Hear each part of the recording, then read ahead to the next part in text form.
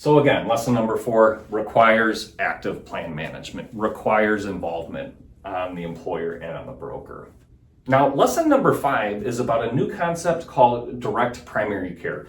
And the reason I bring up direct primary care is because this is one of the ways that you can eliminate and mitigate some of the issues or the friction that we see in a reference-based pricing health insurance plan.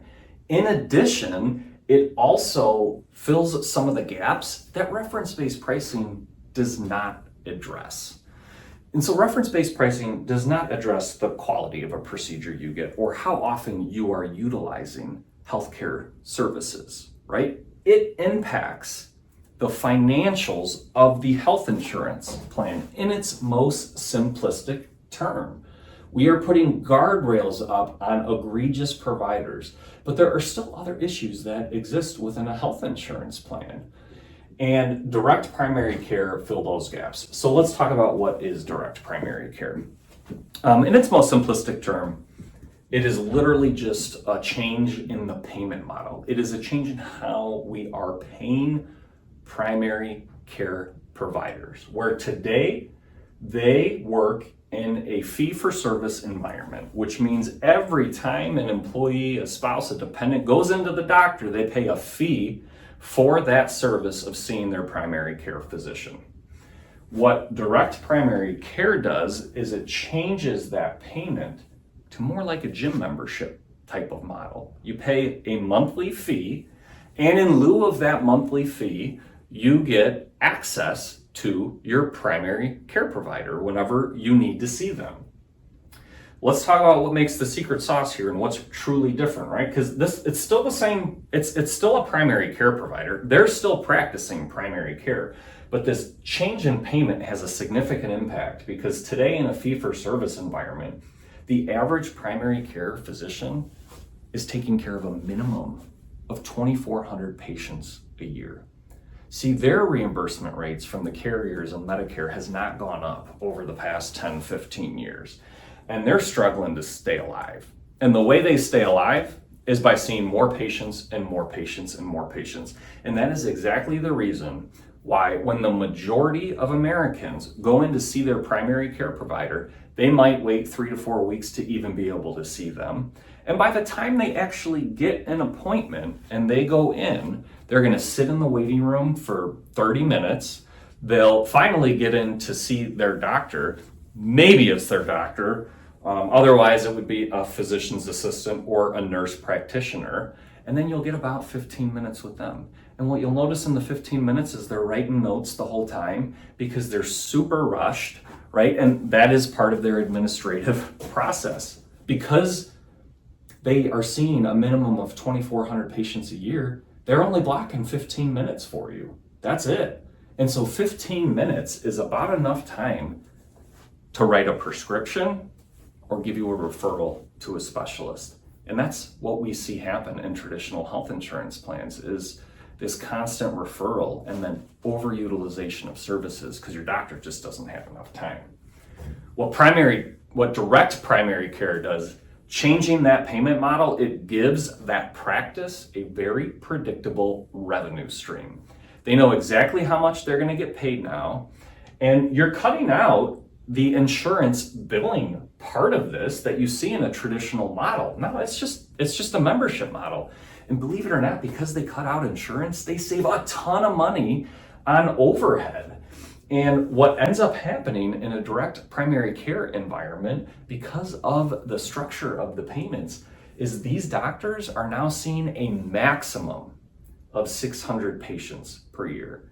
So a quarter of the minimum they would see in a traditional environment. And that is the secret sauce, because what that allows for is more time with your doctor. And that is exactly what is needed within American healthcare today. When you move into a direct primary care environment, you will get access to same and next day appointments if you need it.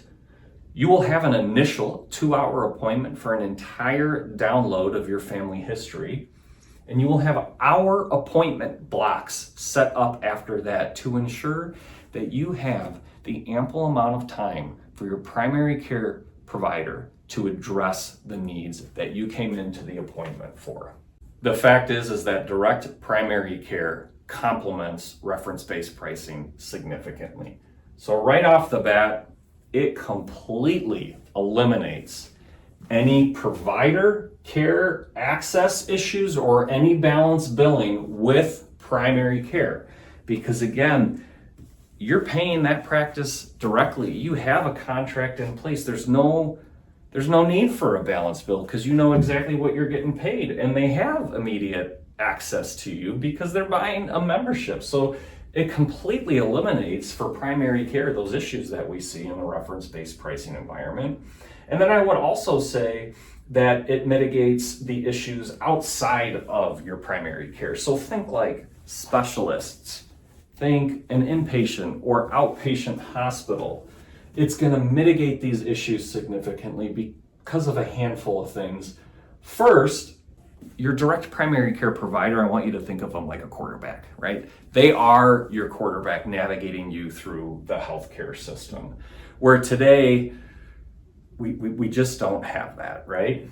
And what ends up happening is you do get 24/7 emergency access to your doctor. Believe it or not, this is not used all that much, but one of the areas we see it utilized a bit is when you go in to see a specialist that you've been referred to, and that specialist says, we don't take that insurance, right? We want immediate call to the direct primary care provider to help solve that. The second is, look, there's, over the many years of doing this, it is very clear that there are providers that accept reference-based pricing and those that are far less likely to accept reference-based pricing. I call them friendly, non-friendly RBP providers. And what happens when you have a direct primary care provider that knows who these friendly, non-friendly providers are, if they can refer you to the friendly providers up front, you're automatically going to have less access issues, and you're automatically going to have less issues with balance billing down the road. That's why I see our plans that have direct primary care in place with RBP have the lowest balance bill rates that I've seen on reference-based pricing employers because of that right there. Your balance bill rates will plummet because of the access to a direct primary care partner, assuming they're actively involved within your health insurance plan. So I guess first thing I'd say about direct primary care is that it helps solve the levels of friction that are naturally in play with a reference-based pricing partner. In addition to that, it addresses some key issues that reference-based pricing simply does not. And one is quality, and two, I would say, is overutilization. So again, reference-based pricing is really putting some guardrails up on how much the plan and the patient are going to pay for certain procedures, but it doesn't determine a quality provider, right? If you go to a quality provider up front, we know that one, there's a good chance that the price is the lowest for that quality provider. Why? Because they specialize in something. Maybe it's knee replacements. They're doing these all day long. They figured out a way to keep their overhead low, and because they do it all day long and they specialize in it, they have quality outcomes, right?